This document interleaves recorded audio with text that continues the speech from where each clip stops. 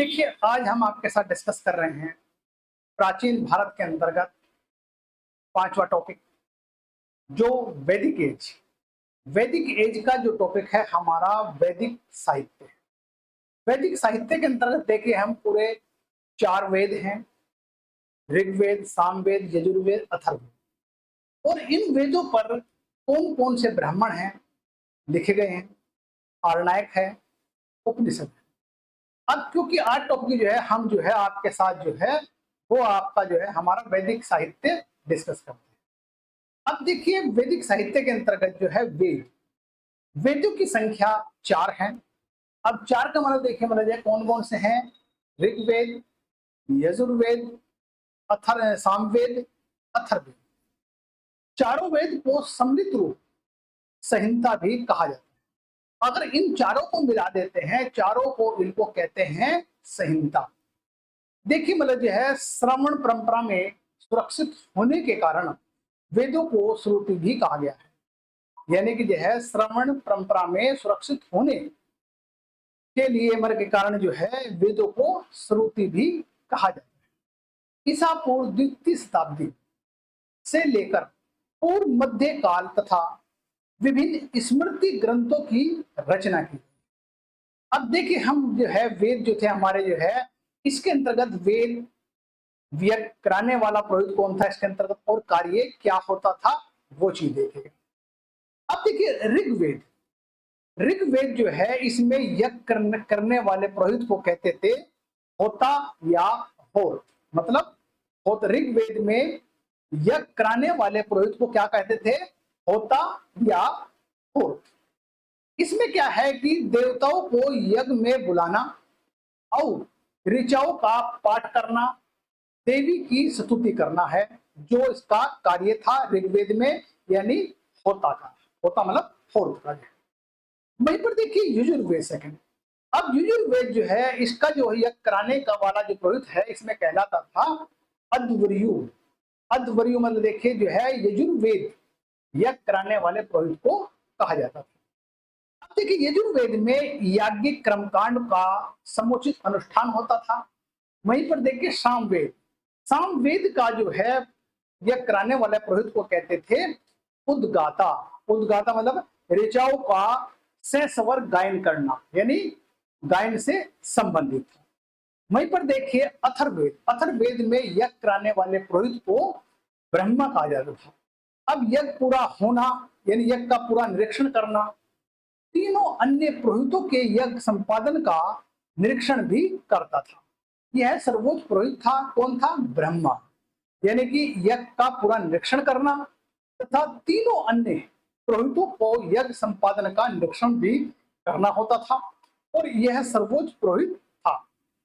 देखिए, इसे मैंने आपको ऋग्वेद, यजुर्वेद, सामवेद, अथर्ववेद, इसमें यज्ञ करने वाले पुरोहित को क्या कहते थे वो बताया है, और इन यज्ञों का कार्य क्या था वो चीजें। वहीं पर देखिए जो है हमारे जो है बहुत सारे जो हमारे वेद है वैदिक साहित्य के अंतर्गत। अब वेदों पर कौन सा ब्राह्मण लिखा गया है, कौन सा आरणायक लिखा गया है, या फिर उपनिषद क्या है? अब देखिए एक नजर डाल लेते हैं हम जो है।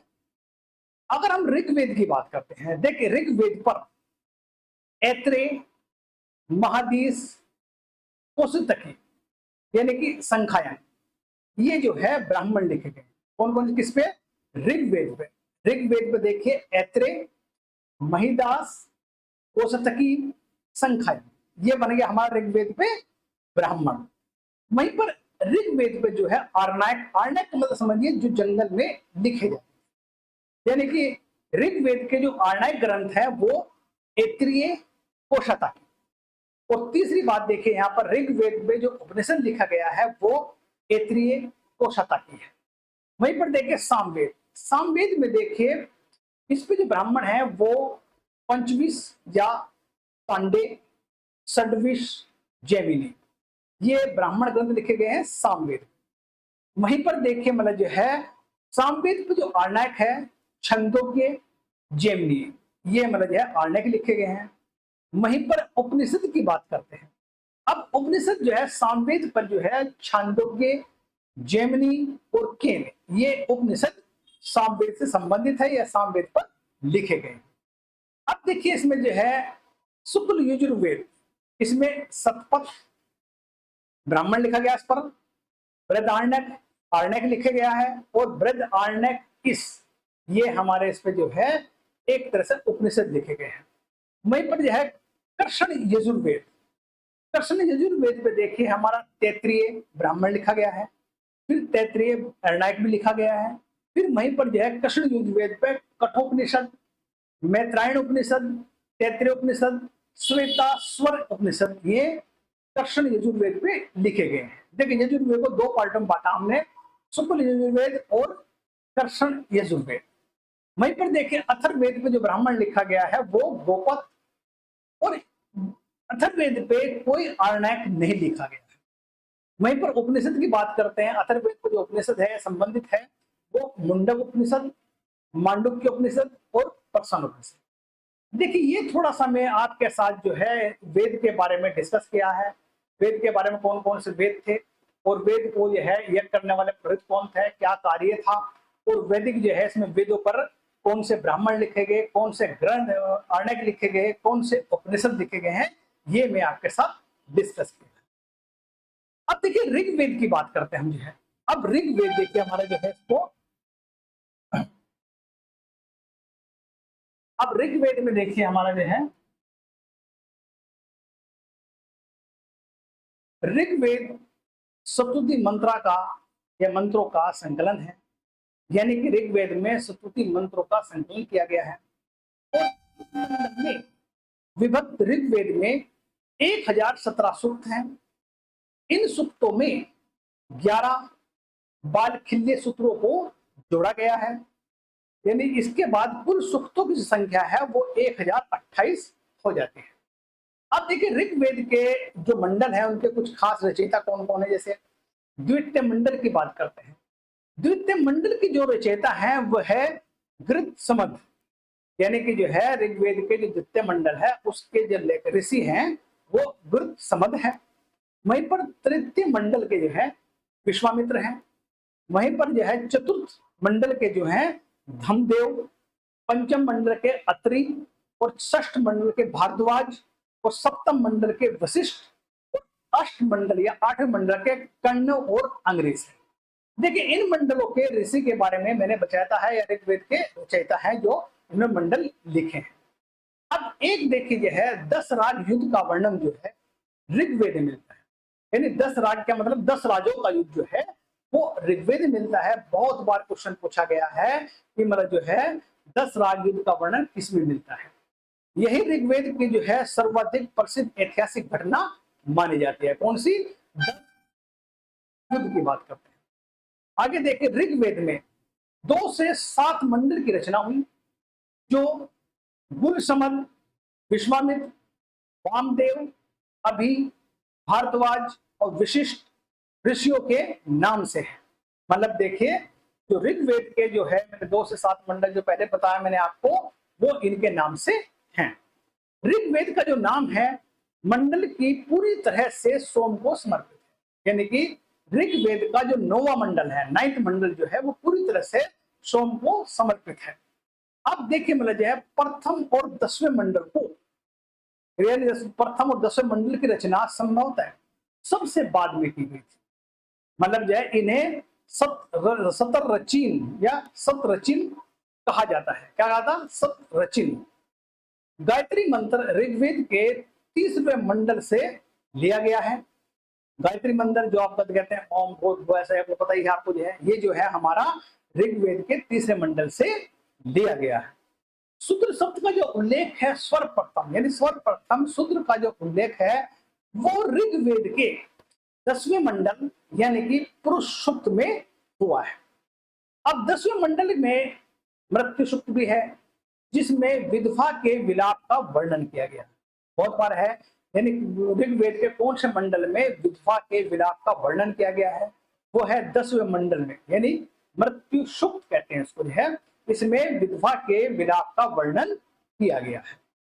अब देखिए ऋग्वेद के 10वें मंडल के 95 सूक्तों में पुरुर्वा, एल और उर्वशी बहु संवाद है, यानी कि जो है ऋग्वेद के 10वें मंडल के 95 सूक्त में पुरुरवा, एल और उर्वशी के बहुसंवाद हैं।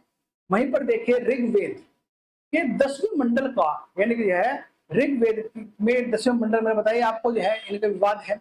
वहीं पर देखिए मतलब जो है ऋग्वेद में नदी सूक्त में व्यास नदी को परगणित नदी कहा गया है। यानी कि जो है किस नदी को परगणित कहा गया? व्यास नदी को परगणित कहा गया है।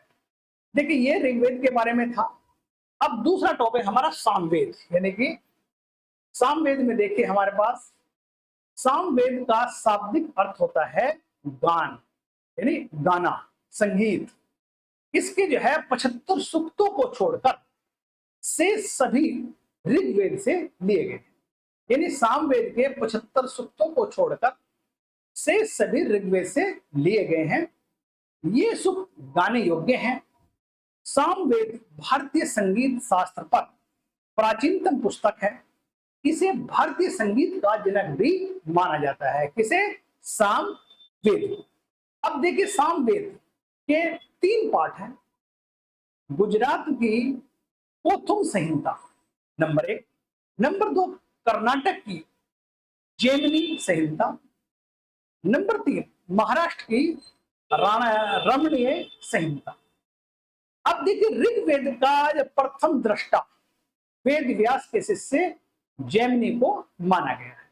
मतलब सामवेद का जो है प्रथम दृष्टा जो है वेद व्यास के शिष्य जैमिनी को माना गया है। अब सामवेद में मुख्यतः सूर्य की स्तुति मंत्र है, यानी कि सूर्य भगवान की है। उसके बाद सामवेद में तांडव्य ब्राह्मण में सरस्वती नदी के प्रकट व विलुप्त होने का विवरण है। अब देखिए जो है ये हमने सामवेद के बारे में डिस्कस किया है। अब तीसरा हमारा है यजुर्वेद। अब यजुर्वेद जो है यानी यजुर्वेद गद और पद दोनों में लिखा गया है। मतलब समझ लीजिए एक तरह से यजुर्वेद गद और पद दोनों में लिखा गया है और यह क्रमकांड प्रधान ग्रंथ है या वेद है। इसमें क्रमकांड से संबंधित है। अब यजुर्वेद के जो है 2 पार्ट हैं, 2 भाग हैं, शुक्ल यजुर्वेद और कृष्ण यजुर्वेद।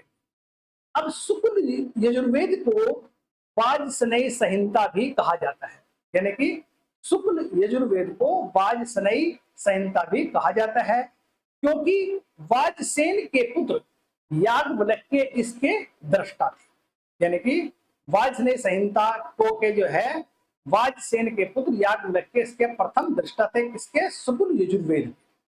वहीं पर देखिए यजुर्वेद की जो है 5 शाखाओं में विभाजित किया गया है। यजुर्वेद की जो है 5 शाखाएं कौन कौन से है देखिए आप जो है 1 काठक, 2 कपिष्टल, 3 मैत्रायण, 4 वाजसनेयी या कह सकते हैं माध्य निदान एवं तांडव। ये जो है 5 है, काठक, कपिष्टल, मैत्रायण, तैत्रेयी, वाजसनेयी या कह सकते हैं मध्यान्ही और कर्णव। प्रथम 4 कृष्ण यजुर्वेद से संबंधित है, यानी पहले 4 जो है काठक, कपिष्टल, मैत्रायण, तैत्रेयी, ये जो है कृष्ण यजुर्वेद से संबंधित है। वहीं पर जो है वाजसनेयी संहिता सकल यजुर्वेद से संबंधित है। अब देखिए सकल यजुर्वेद का अंतिम अध्याय ईशो उपनिषद है। अब देखिए जो है कृष्ण यजुर्वेद गद और पद दोनों में लिखा गया है, जबकि सकल यजुर्वेद केवल मंत्र है। ऋग्वेद, सामवेद, यजुर्वेद इनको त्राय भी कहा गया है, यानी त्रय। किस किसको? ऋग्वेद, सामवेद, यजुर्वेद। यजु का जो अर्थ होता है मतलब देखिए यज्ञ होता है, यजु का मतलब यज्ञ होता है, यजुर्वेद। वहीं पर देखिए इसमें यजुर्वेद में इतना ही कुछ था, बाकी आगे आता हमारा अथर्ववेद, यानी अथर्ववेद की बात करते हैं हम। अथर्ववेद में देखिए अथर्ववेद की जो रचना सबसे बाद में, इसे त्राई से बाहर रखा गया है, यानी जब मैंने ना सामवेद, अथर्ववेद, इनको जो है त्राई से बाहर रखा गया अथर्ववेद। ऋग्वेद में जो विषय है, इसका जो विषय है सॉरी अथर्ववेद का जो विषय है वो जादू, टोना, तंत्र मंत्र से संबंधित जानकारी है। देखिए अथर्ववेद का जो संबंध है जादू, टोना, तंत्र मंत्र से है। इसमें औषधि विज्ञान, लौकिक जीवन के बारे में भी जानकारी मिलती है। दवाई हो गया या लौकिक जीवन के बारे में जानकारी किसे मिलती है? अथर्ववेद में। अथर्ववेद के दो पार्ट उपलब्ध हैं, एक सोनकीय यानी सोनक, दूसरा पेपलादी यानी पिपलाद। अथर्ववेद में मगध और अंग जैसे पूर्वी क्षेत्र का उल्लेख। अथर्ववेद में किसका है? अंग और मगध जैसे पूर्वी क्षेत्रों का उल्लेख है। अथर्ववेद में परीक्षित को पूर्वों का राजा कहा गया है। किसे कहा गया? पूर्वों का राजा परीक्षित को कहा गया है। अथर्ववेद में आर्य व अनार्य विचारों का समन्वय मिलता है। अथर्ववेद में देखिए ब्रह्म ज्ञान के जो विषय में जानकारी मिलती है, किसमें? अथर्ववेद में। अब इसका वाचन ब्रह्मा नामक पुरोहित करता है, इसे ब्रह्म देव भी कहा जाता है। अथर्वा नामक ऋषि इसके प्रथम दृष्टा थे। अथर्ववेद के जो है अथर्वा नामक ऋषि इसके प्रथम दृष्टा थे, अतः इन्हीं के नाम पर ही इसे अथर्ववेद कहा गया है। अब इसके दूसरे दृष्टा अंग्रीस यानी ऋषि के नाम से इसे अथर्वा अंग्रीस या वेद कहा गया, अथर्वा अंग्रीस वेद कहा गया। देखिए ये तो हमारा अथर्ववेद के बारे में था। अब आते हैं हमारा नंबर 2, ब्राह्मण की बात करते हैं। देखो वेदों को सरल व्याख्या करने के लिए ब्राह्मण ग्रंथों की रचना की गई। मतलब जो है वेद जो है संस्कृत में थोड़ा क्लिष्ट भाषाओं थे, इनको आसान करने के लिए यानी सरल बनाने के लिए ब्राह्मण ग्रंथों की रचना की गई है। अब ब्रह्मा का अर्थ होता है यज्ञ, अतः यज्ञ के विषय का प्रतिपादन करने वाले ग्रंथ ब्राह्मण ग्रंथ कहलाए। मतलब ध्यान से देखिए आप, जो है यज्ञ के विषयों का प्रतिपादन करने वाले ग्रंथ ब्राह्मण ग्रंथ कहलाए हैं। प्रत्येक वेद में अलग अलग ब्राह्मण ग्रंथ है, जो मैं आपसे पहले डिस्कस कर चुका हूं। अब देखिए वेद यानी संहिता स्मृति प्रधान है, और जबकि जो है ब्राह्मण ग्रंथ विधि प्रधान है। मतलब वेद जो है संहिता स्तुति प्रधान ग्रंथ है, वहीं पर देखिए ब्राह्मण ग्रंथ जो है विधि प्रधान ग्रंथ है। अब देखिए जो है वैदिक भारत में या वैदिक भारत के इतिहास के साधन के रूप में, साधना के यानी साधने के रूप में वैदिक साहित्यों में ऋग्वेद के बाद सतपथ ब्राह्मण का स्थान है। यानी कि वैदिक भारत में या इतिहास में साधन के रूप में वैदिक साहित्यों में ऋग्वेद के पश्चात सतपथ ब्राह्मण का स्थान है। अब ऐत्रेय ब्राह्मण में राज्याभिषेक के नियम तथा कुछ राज्याभिषेक किए गए राजाओं के नाम मिलते हैं। किसमें? ऐत्रेय ब्राह्मण में। अब देखिए ये हमारे जो है ऐत्रेय पर। अब आते हैं हमारे आरणायक। अब नेक्स्ट जो है हमारा आरणायक। आरणायक का मतलब देखिए जो है जो आरणायक जो जंगल में लिखे जाते हैं, वन में जाकर ऋषि लिखते हैं, उनको आरणायक कहा गया है। आरणायक में जो है मंत्रों का गूढ़ और रहस्यवादी अर्थ बताया गया है। यानी आरणायक में क्या? मंत्रों का गूढ़ और रहस्यवादी अर्थ बताया गया है। इन्हीं का पाठ एकांत और वन में ही संभव है। यानी इनका जो पाठ करते हैं वो एकांत हो या फिर जंगल या वन में ही संभव है। जंगल में पढ़े जाने के कारण ही इन्हें आरण्यक कहा गया है। ये कुल 7 आरण्यक उपलब्ध है हमारे पास। एक आरण्यक कौन सा? ऐत्रेय, संखायन, तैत्रीय, मैत्रेयन, मध्यन, ब्राह्मण, वृद्ध आरण्यक, तल्वकार और छांदोग्य। आरण्यक में ही कालांतर में उपनिषद विकास हुआ। यानी आरण्यक से ही अगला जो टॉपिक है हमारा वो उपनिषद का उद्भव हुआ या उदय हुआ। हमारा उपनिषद। उपनिषद का मतलब है यानी उप का अर्थ होता है समीप, निषद का अर्थ होता है बैठना, यानी समीप बैठना। उपनिषद जो है वह विद्या है जो गुरु के समीप बैठकर एकांत में सीखी जाती है। मतलब उपनिषद यानी कि जो है गुरु के समीप एकांत में बैठकर सीखी जाती है, जिसे उपनिषद कहा गया है। उपनिषद मुख्यतः ज्ञान मार्गी रचनाएं हैं। यानी उपनिषद के अंतर्गत ज्ञान मार्गी रचनाएं हैं। उपनिषद में पराविद्या या ब्रह्म विद्या का ज्ञान है। इनमें आत्मा, परमात्मा, जन्म, पुनर्जन्म, मोक्ष इत्यादि के बारे में चर्चा की गई है। किसमें? उपनिषद के अंतर्गत। अब उपनिषद की जो रचना है वो मध्य काल से मतलब जो है चलती रही है, यानी मध्य काल तक चलती रही है। माना जाता है कि अलोपनिषद की रचना अकबर के काल में हुई।